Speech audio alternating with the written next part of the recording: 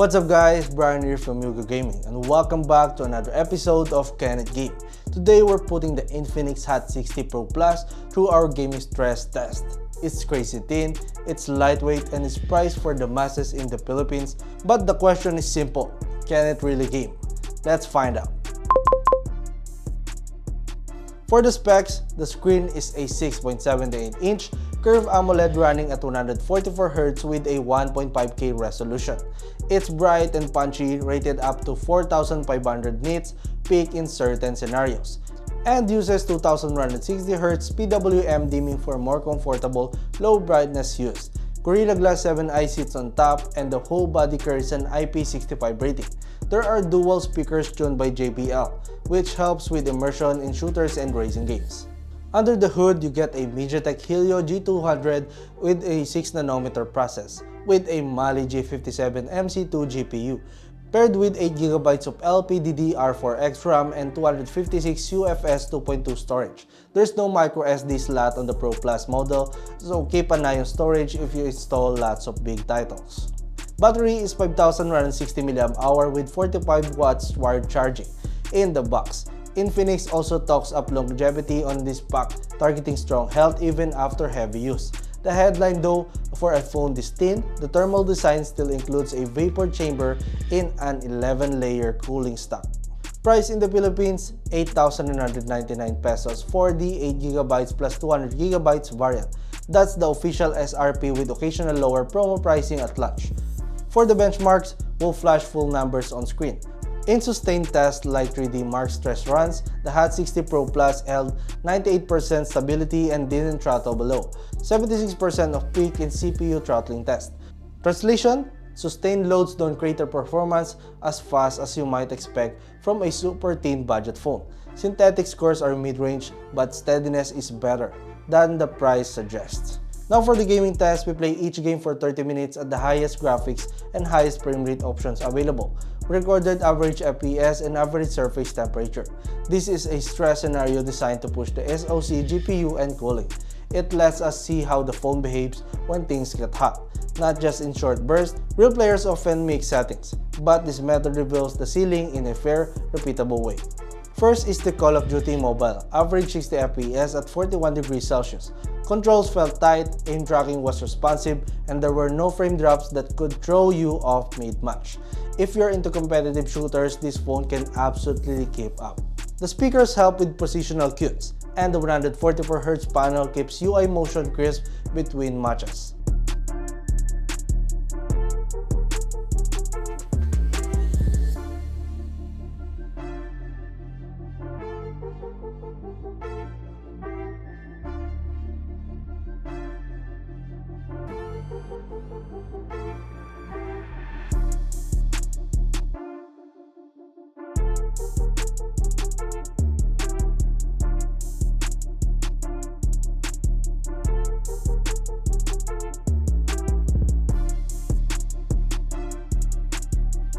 Mobile Legends also sat at 60 FPS at 41 degrees Celsius on max settings. Teamfights stayed smooth and inputs felt instant. This is an easy win for the Hot 60 Pro Plus.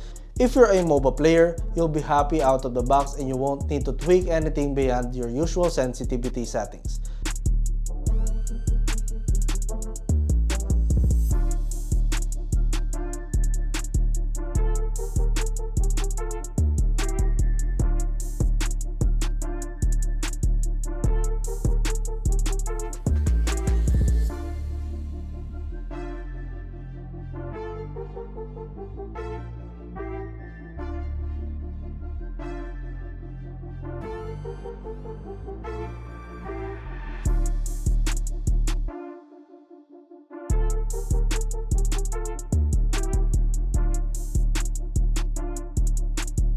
Genshin Impact is where limits show. At the highest preset, it averaged 24 FPS at 43 degrees Celsius. Exploration remained playable, but heavy combat and big effects made motion look choppy. The fix is simple: drop 1 or 2 settings, or turn down shadows and post-processing. Do that and you'll jump into the mid-30s to low 40s, which looks and feels much better on this hardware class.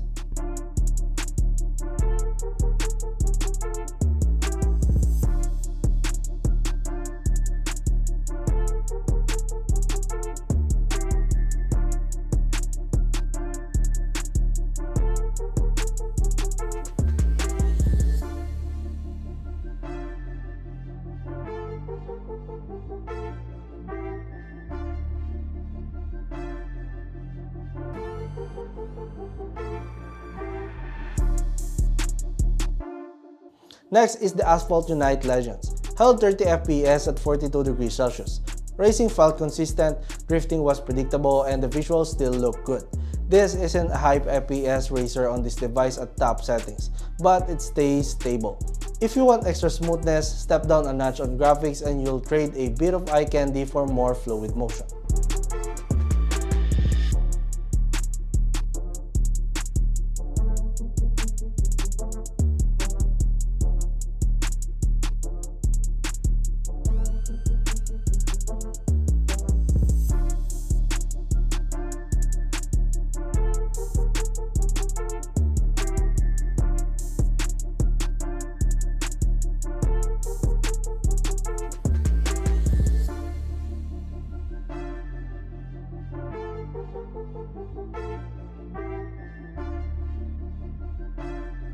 Next is Zenless Zone Zero was the real stressor.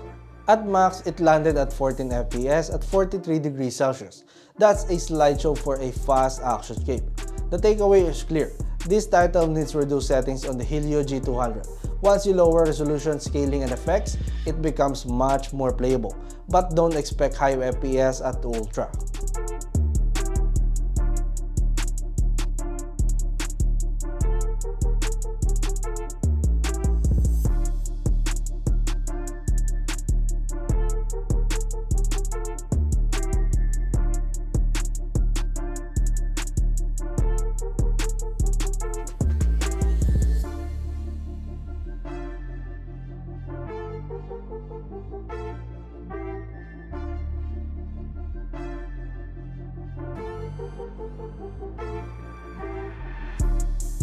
Lighter or well-optimized games fly. Demanding AAA styles titles at Ultra push the SoC beyond comfortable frame rates. The good news is the phone stays relatively steady thermally for how thin it is, so you don't get wild swings after 10 to 15 minutes of play. That cooling stack is doing a real work here. Now let's talk about what we like about this phone. Price to spec value is strong at 8,999 pesos. The 144Hz AMOLED is genuinely pleasant for gaming and everyday use. Stability under load is better than expected for this segment. And the thin IP65 rated built with Gorilla Glass 7i and JBL tuned stereo makes it feel nicer than the tag suggests. And of course, for what we don't like about this phone, no micro SD means heavy gamers who rotate big titles will need to manage storage carefully. And while temps are controlled, heat is still noticeable in long sessions on heavy games. Expect warm edges around 40 to 43 degrees Celsius mark when you push it hard. So, can the Infinix Hot 60 Pro Plus game? For popular titles like COD Mobile and Mobile Legends, it's an easy yes at max settings. For heavier games like Genshin Impact or ZZZ, it can run them. But you'll want to tune settings for smoother playing. At 8,999 pesos, you're getting a thin, solid feeling phone with a fast display, stable sustained performance, and respectable audio, great for casual to mid-core gaming on a budget. And as always, don't forget to like, subscribe, hit that bell icon, and also visit our website gaming.yugatech.com for more gaming stuff, news, and reviews. This is Brian, and see you again on the next.